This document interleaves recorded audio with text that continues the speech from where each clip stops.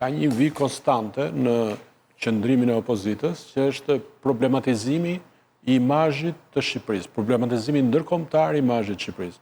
Dhe kjo lidhet nga njëra anë me atë intensitetin e protestës, që përmendi edhe me të drejtë Tela, pra prodhimi i lajmit të Shqipërisë si një vend që ka protestat dhunshme, ku digjen institucionet, ku policia vepron në mënyrë ose në tjetër, pra kjo është një lloj se thosh konstante e veprimit të opozitar.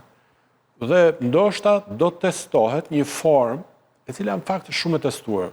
Është e testuar me grevën e urisë Ramës, hapi kutit e tjera tjera. Është testuar me çadrën e Bashës, që po ashtu çadër ishte. E tentoi dhe Lapaj, megjithëse nuk e lan ta ngritë çadrën.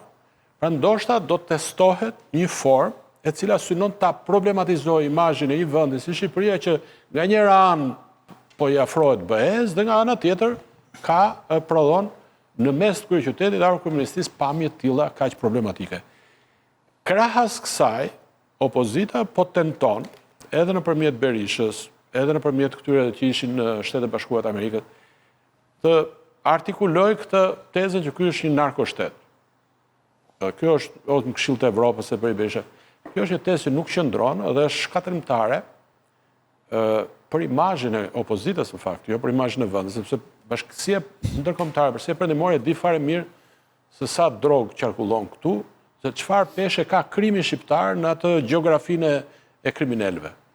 Po flisja me një regjisor shqiptar amerikan, i cili ka bërë një film për mafien shqiptare, ka folur me një përfaqësues të FBI tani, i cili thoshte në Amerikën Latine krimi më i rëndësishëm edhe si narkotrafik është krimi i vendeve të ish Jugosllavisë, krimi krijuar nga dizintegrimi i ish Jugosllavisë. Pra krimi serb bashkëpunim me atë kroat, bashkëpunim me atë kosovar, bashkëpunim me atë bosnjak.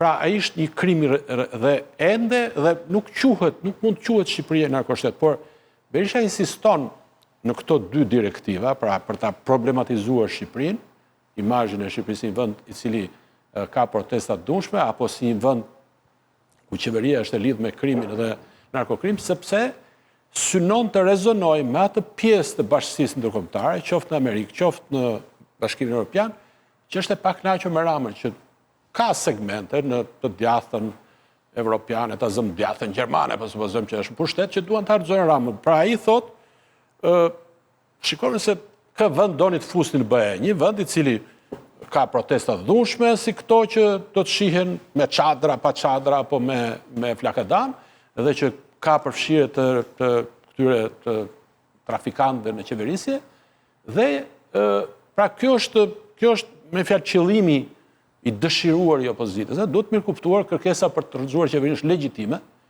se është një qeveri që është pas 4 mandate, që ka skandale të tilla kaq të mëdha, po është si tush duhet kuptuar edhe ky frustrim i opozitës që është afër një tavolinë të mundshme të pushtetit, do të thonë që mund ta marrë qeverinë shkaq afër dhe nuk arrin dot ta kap. Me kaq shumë skandale nuk arrin ta rrëzojë dot qeverinë. Kështu që mendoj kjo është çfarë pritet ndodhi nesër, tentativë për ta problematizuar imazhin e kryeqytetit shqiptar, si një vend i cili prodhon dhunë, ka dhunë dhe mban krye një kryeministër që ka kaq shumë skandale. Është një përpjekje që synon edhe të sintonizohet me ecurinë e hetimit të Spakut, pra që qarkullon që narrative që Spaku është shumë afër, mund të rrëzoj këtë, mund të rrëzoj atë, pra ky është kuptimi edhe kilometrit fundit, pra ndjeshmëria ndërkombëtare, hetimet e Spaku. Spaku nuk ka kapur vetëm këto. Është koncepti. Ama me thor rrëfimi për shembull Ramaduro, që do burgoset dhe pritjet janë të mëdha. Edhe ty të ndodhe kundër të asaj, u problem pastaj. A do të çelojnë në organizimit, por ndoshta edhe popullata jone doktorore. Këtë gjuhën e doktorit e pëlqen. Kush pjesë e mirë e popullatës, ndoshta. Për ta zbavitur. Shikojmë reagimet. Problemi është që disa një popullatë jo e vogël edhe duan këtë gjuhën që flet doktori. Se mos ju duket çudi se doktori dita bëjë tjetër në orë. Ta ndezë spiritin e protestës, duhet të kesh gjëra të reja patjetër. Neve kemi dhimbjen e madhe dhe problemin e madh të 35 vjeçar të monopolizimit të protestave nga partitë. Këtë se ka as i vend as i Ballkanit. Ka. As në Ballkan s'ka që ka mobilizuar. Për energjinë elektrike në Prishtinë dolën mira njerëz. Nuk e organizoj asë një parti politike, bële partit politike ishin periferi. Dhe në sajër beti protestës organizuar nga i parti në Shqipëri. Këto protestat civile janë shumë të radhe, shumë bukura dhe ne i mbajmë të gjitha dhe gjitha kanë pasur efekt. Ndoshta s'kan pasur rezultatin e plot, por efekt kanë pasur efekte të rëndësishme. Prandaj Florian Binaj është kandidat Po, kandidat serioz. Protestat studentëve pati hoqi 8 ministra nga qeveria dhe 8 ministra i Shqipërisë së Njëri. Protesta e armëve kimike, na ktheu armët kimike, nuk pranuam ata ofertën amerikane. Pra, këto kanë pasur efekt. Ndërsa protestat politike janë protestat të zakonshme të një monopolit caktuar, që një parti të treq njerëz dhe t'i bëj ata vërtet besojnë duhet të bëj shumë punë. Edhe mbrapa është politika, edhe në Serbi, edhe në Greqi, po ata nuk dalin. Rinë mbrapa. Nuk kanë organizator të domosdoshmërisht, jo. Mbështetës mund t'jenë, po organizator të domosdoshmërisht. Doktori, pse nuk dhe rinë mbrapa, thoni ju, apo sri do të pa dalë për para? Po se mos u organizuan për para. Monopoli, të rinë dhe mbrapa, doktori gjithë ta, edhe sigursishte. Dhe po të gjendojë partit nga monopoli protestës, ndoshta protestat mund të bëhen shumë më të mira, shumë më gjenuine dhe me shumë rezultat. Ylli veç një fjalit fundit që desha... Jo, të fundit fare se kemi dhe... Ka ndodhur një gjë shumë e të mërshme.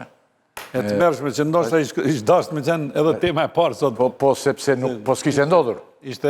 Ne kemi nisur kur s'kishte ndodhur. Ajo që desha me thënë, cili është projekti Berishist momentalisht, ose i Sali Berishës. Sali Berisha, disi nuk po e din që nuk mund të merë pushtetin, por dëshiron të merë Edi Ramën me vete. Dhe kur e ke këtë qëllim, që nuk e dëmë pushtetin... Vetëm ka që të marrë dhe Edi Ramën me vete, zoti, ka që? Ka që dënaj. Dhe kjo... Dhe duke mbajtur, ama, duke kontribuar më shumë që ta mbaj. Nuk e din... Po e mban dhe të rejtë me ndonjë, po e të rejtë, mënyrën se si meret, nuk din mënyrën se si meret të batoni. Duke dashta të rejtë Edi Ramën, po e mban me të dy duart e ti dhe me figurën e ti. Nëse ka ndo një aleat në këtë moment, në Shqipëri të Edi Ramës, është Sali Berisha, është kontradiktore, është Aleati mi ma thua ti ishtë... Aleati ma... Ja the dhe flamurit ti dhe në... Është oksimonon. Dhe s'na lagji pa thënë këtu. Ja tha dhe flamurit, që ti si që. Po. Ishe ti? Pash. Ti e ke parë, po a i në sulmoj batonin dhe mua pastaj nuk në lagji pa thënë. Këtu, ullur në kraun tim të djathë. A përda që ruajt i qëtësina. Sulmoj dhe pronarin tonë. Po e pash. Nuk duhet të shkosh në puni, tha. Nuk duhet të fitosh, të ndëra dhe gjera, po. Ti do njëherë nisesh me qëllimin më të mirë në një çështje. I vetëdijshëm se ti po bën mirë. Po realisht, në këtë rast, është e kundërt asaj. Doktori po bën kundërt, po dhe. Doktori po punon kundërt partijës. Ndoshta edhe ka që janë fuqitë e njeriut, se ja përfityroj baton tani ti, sa vajte tani ti se meshkujt pyeten. Vjetë shumë, sa vajte. Sikur ti është 80 e ca, e kupton të tani... Se mund të ikësh, më rëzohesh, 80 e ca thuaj të mbajnë, unë i kam të në shpi, në tonë. Po nuk jam mirë, më mbani i kam të. S'dijet për që vjen të pjesa e fundit, baton, nuk dijet shumë qarë vjen.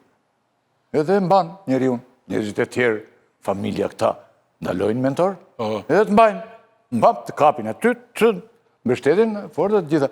Tani, po mboshta ka dhe halë, doktori, në këtë rasë, ti se të pritet të rikonfirmohet në kryet Partisë Demokratike. Dhe kjo është një mënyrë për të mbajtur dhe vetët, ndoshta. Po jo, 4 vite, do rrite 4 vite tjera i.